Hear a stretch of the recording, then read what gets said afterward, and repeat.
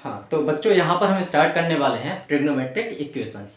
Trigonometric equations से पहले यदि हम बात करें तो हमने half angle, 1/3 angle, 2 times angle, 3 times angle, इनके हमने फॉर्मूलेस पढ़े हुए थे।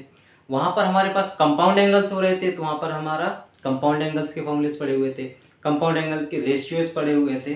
तो हमने यहाँ तक ऑलमोस्ट ट्रिग्नोमेट्रिक फंक्शंस कंप्लीट कर रखा है। अब ट्रिग्नोमेट्रिक फंक्शंस में एक नया टॉपिक आता है जो कि है हमारा ट्रिग्नोमेट्रिक इक्वेशंस। ट्रिग्नोमेट्रिक इक्वेशंस की बात करें तो यदि हम क्वाड्रेटिक इक्वेशन की बात कर रहे हैं तो क्वाड्रेटिक इक्वेशन कुछ इस तरह से होता था ax² + bx + c = 0 where a should not be equal to 0, a should not be equal to 0। तो फिर वो क्या होती थी, क्वाड्रेटिक इक्वेशन होती थी जहां पर ये 0 के बराबर नहीं हो रहा था। अब यहाँ पर जो वेरिएबल्स हैं, यहाँ जो वेरिएबल्स हैं वो किस टर्म्स में, x के टर्म्स में।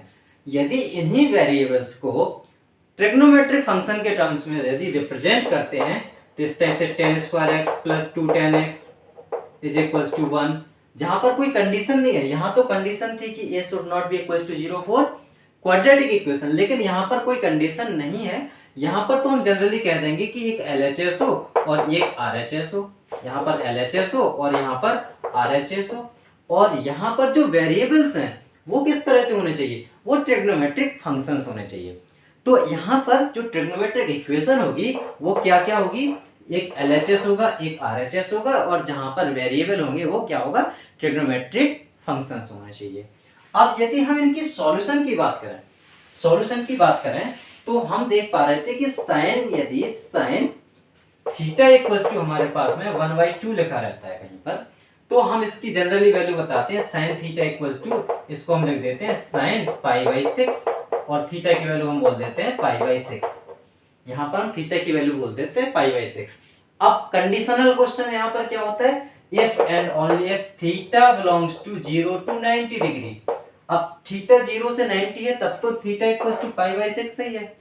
यदि हम यहाँ पर बोलते थीटा की वैल्यू 0 से 90 नहीं, अब 0 से 180 डिग्री जा रही है, it means second quadrant is also involved. तो सेकंड क्वाड्रेंट इन्वॉल्व है तो यहाँ पर sin π/6 की वैल्यू होगी वही π - π/6 की वैल्यू भी होगी, राइट। sin π/6 की जो वैल्यू होगी वही π - π/6 की वैल्यू होगी साइन में। तो यहाँ से हम देख पा रहे हैं कि 5π/6 पर भी थीटा की वैल्यू कितनी हो रही थी, वहां π/6 पर भी थीटा की वैल्यू हाफ हो रही थी, वहां पर 5π/6 पर भी sin थीटा की वैल्यू हाफ होगी। यहाँ से हमारी दो वैल्यूज निकलती हैं, एक ये वैल्यू निकल रही है, एक ये वैल्यू निकल रही है। अब यहाँ पर यदि हम बोले पर्टिकुलर फर्स्ट क्वाड्रेंट की बात करें, पर्टिकुलर फर्स्ट क्वाड्रेंट की बात करें तो वहां जो पर्टिकुलर पॉइंट पर हम बोल रहे हैं तो फिर उसको बोलेंगे हम पर्टिकुलर सॉल्यूशन। यानी कि हम पर्टिकुलर एक पॉइंट पर बोल रहे हैं, पर्टिकुलर एक क्वाड्रेंट के लिए बोल रहे हैं तो उसको हम क्या बोलेंगे, पर्टिकुलर सॉल्यूशन। यदि हम यहाँ पर प्रिंसिपल सॉल्यूशन की बात करें, प्रिंसिपल सॉल्यूशन, तो हम देखें कि साइन थीटा की वैल्यू, साइन थीटा की value after a complete revolution, after complete revolution sine theta का ग्राफ भी हमारा रिपीट होता है। साइन थीटा का ग्राफ भी क्या होता है, रिपीट होता है। After complete revolution sine theta का ग्राफ रिपीट होता है।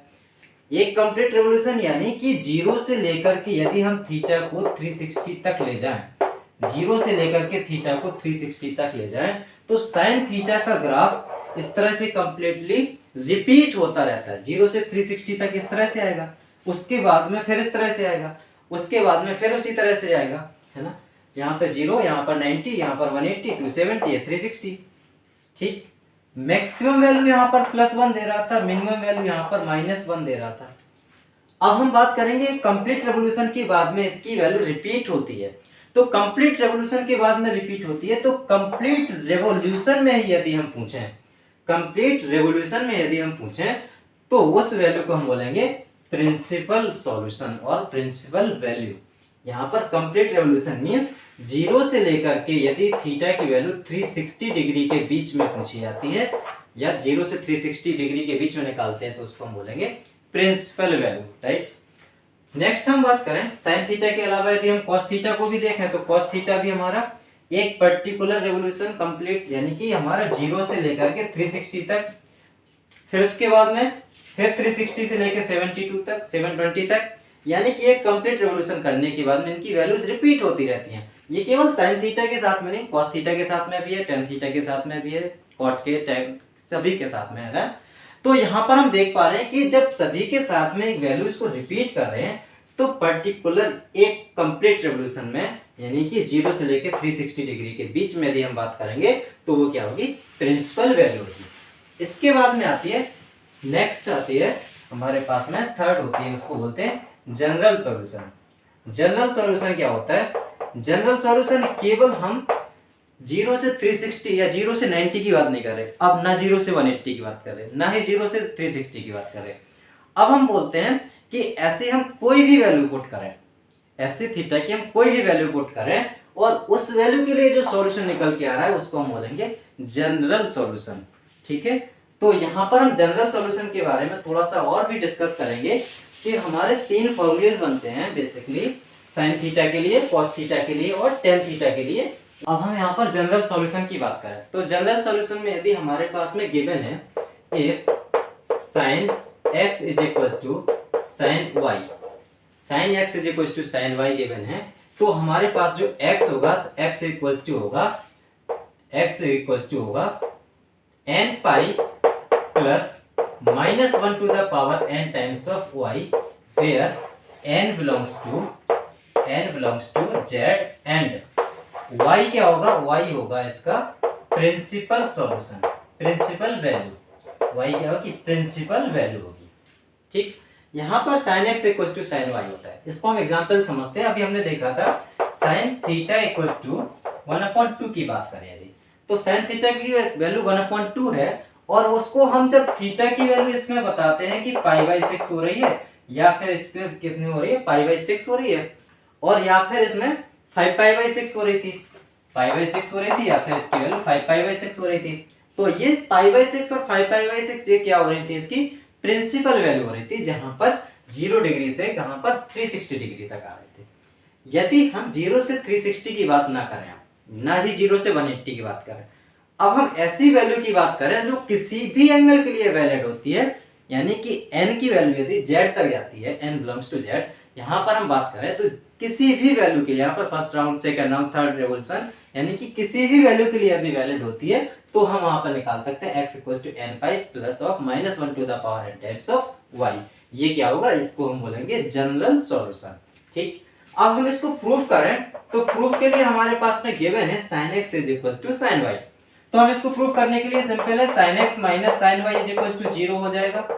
अब यहाँ पर sin c minus sin d का फॉर्मूला लग रहा है, तो क्या होता है 2 cos c plus dy2 into sin c minus dy2 is equal to 0 हो जाएगा, sin c minus dy2 equal to 0।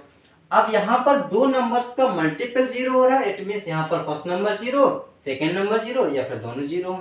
यदि हमारे पास में if cos x plus y upon 2 is equal to 0 है, तो हम यहाँ पर लिख सकते हैं cos x प्लस वाई, हाँ इसको हम डिस्कस करें, x प्लस वाई अपॉन 2, यानी कि हमारे पास में गिवन है cos थीटा की वैल्यू 0, cos थीटा की वैल्यू यदि 0 है, यहाँ पर हम बात करें sin x minus y whole divide by 2 is equal to 0 है, तो फिर यहाँ पर हम डिस्कस करते हैं, यहाँ से जो 2 है वो तो 0 हो जाएगा, राइट। अब या तो हमारे पास में ये टर्म 0 या फिर हमारे पास में ये टर्म 0।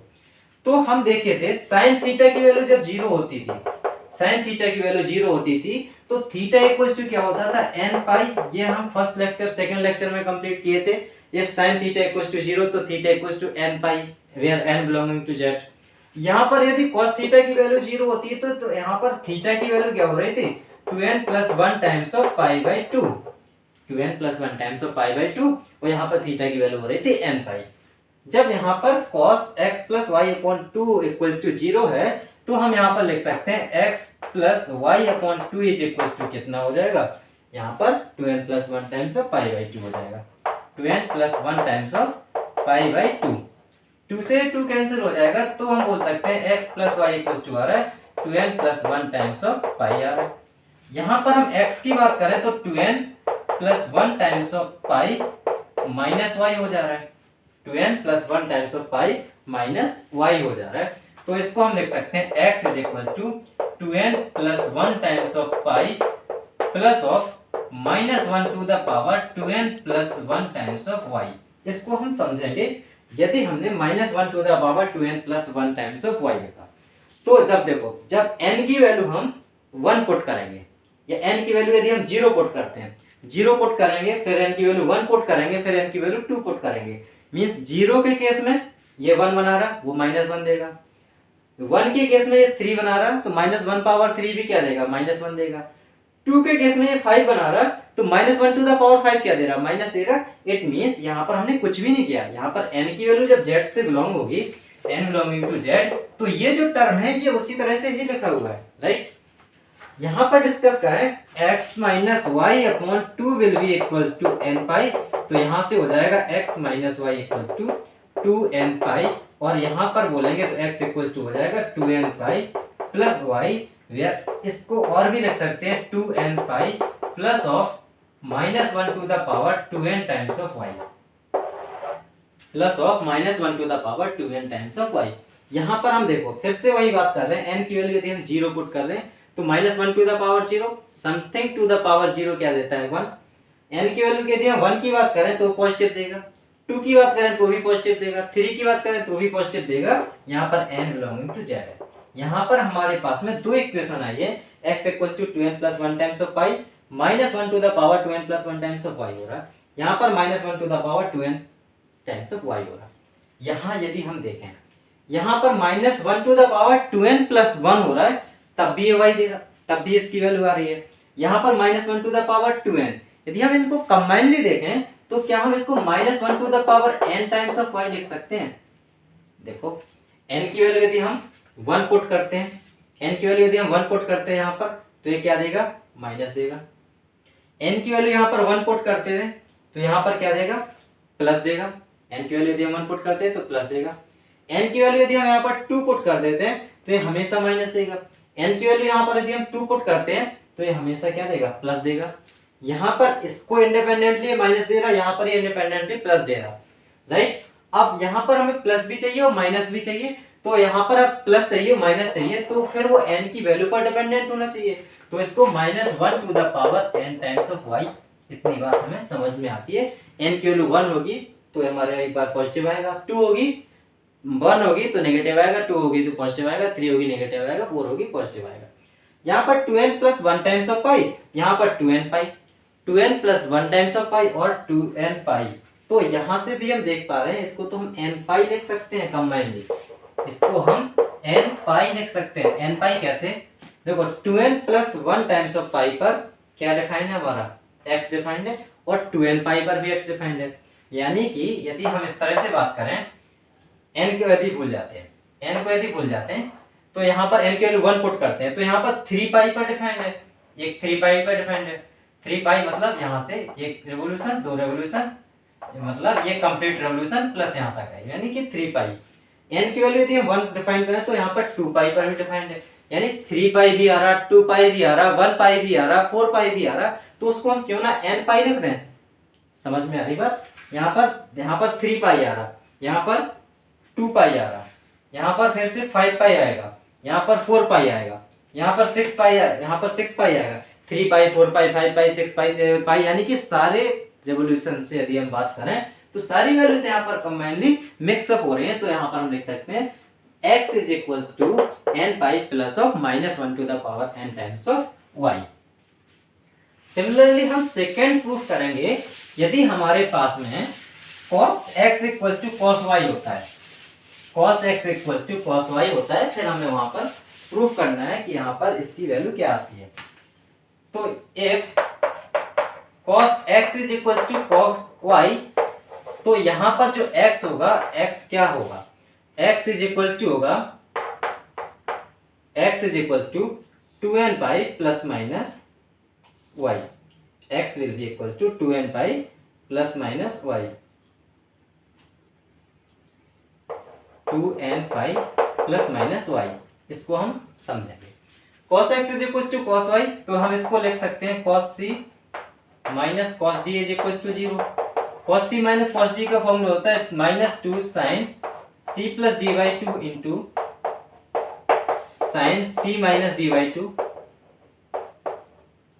देखो बेसिकली यहाँ पर क्या होता है, यहाँ पर इसको हम इस तरह से लिखते हैं 2 sin c plus d by two into sine d minus c by two. जब d minus c by two होता है तो यहाँ माइनस नहीं रहता है। अब c minus d by two लिख रहे हैं तो यहाँ पर माइनस आ गया and this will be equals to 0।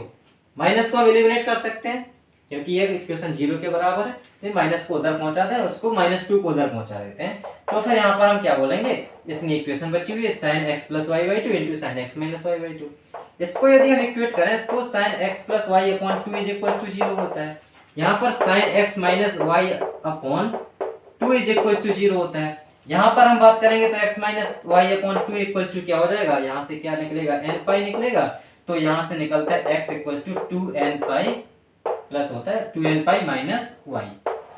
यहाँ से यदि हम बात करें तो x minus y upon two will be equal to n pi. तो यहाँ से x निकल के आता है 2n पाई प्लस वाई।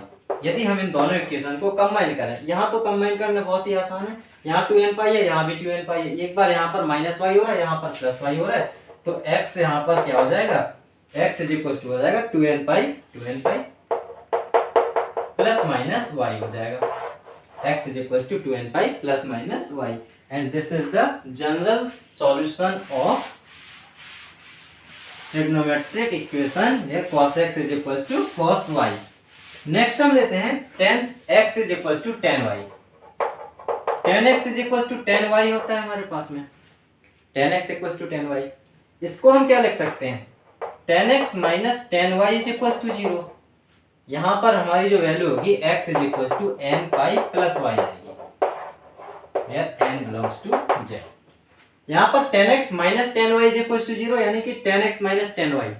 इसको यदि हम देखें तो sin x upon cos x minus sin y upon cos y लिख सकते हैं, sin y minus cos y। इसको हम देखें तो sin x cos y minus sin y cos x, sin a cos b minus cos a sin b whole divide by cos x cos y हो जाएगा equals to 0।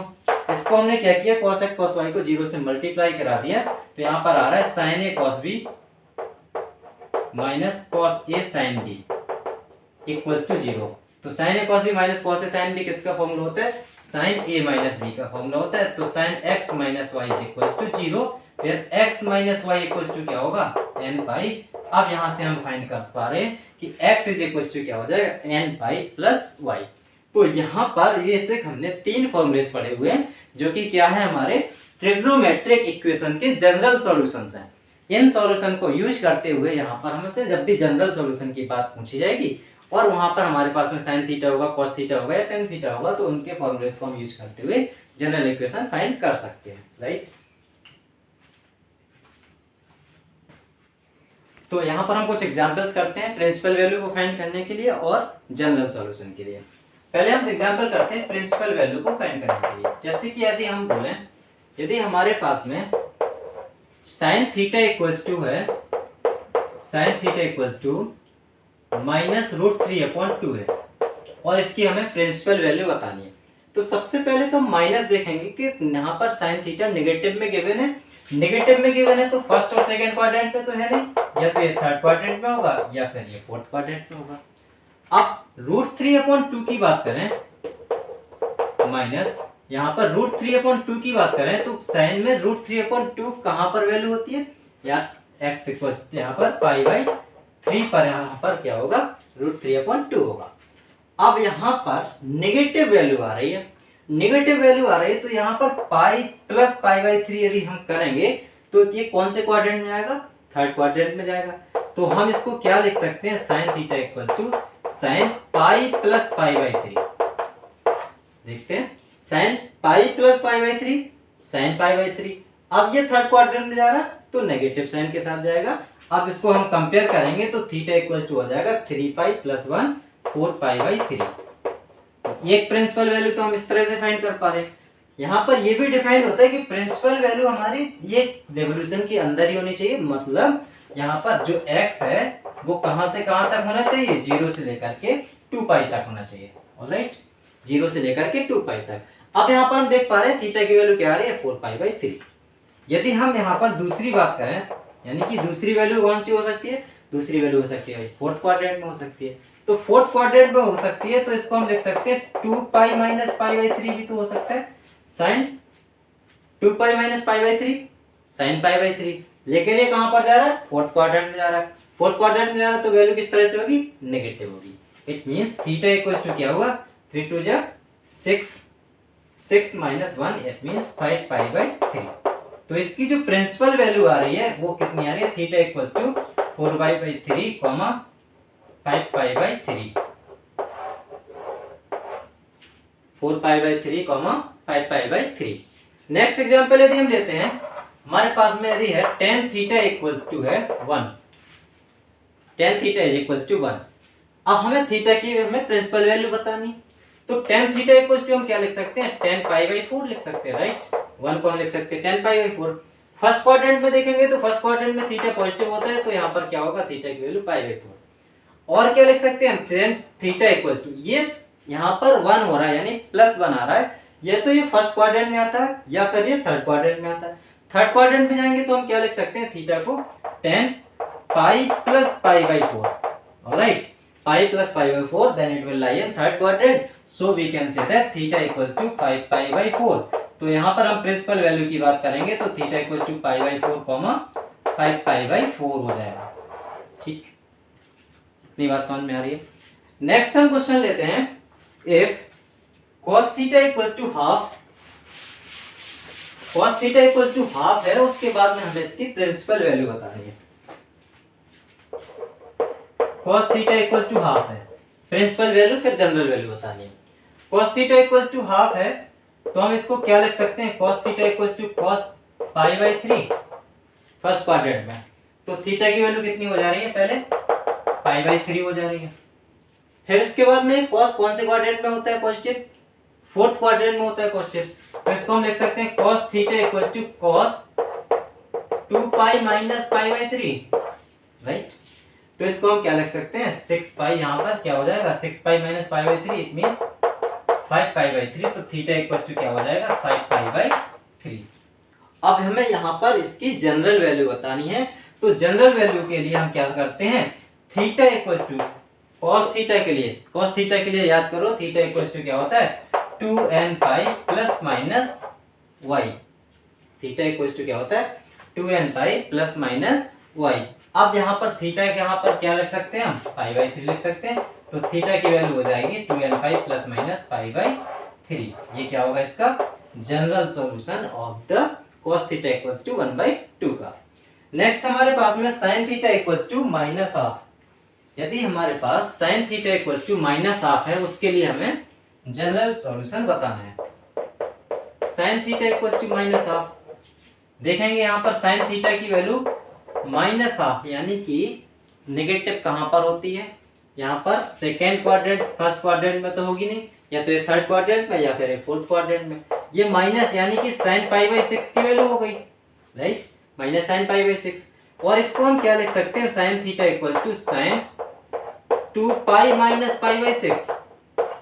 कोई doubt, यहाँ पर 2 पाई minus pi by 6 यहाँ पर fourth quadrant में आएगा, fourth quadrant में sin थीटा नेगेटिव होता है, तो थीटा की वैल्यू कितनी आ गई है, 5 पाई बाई 6 आ गई।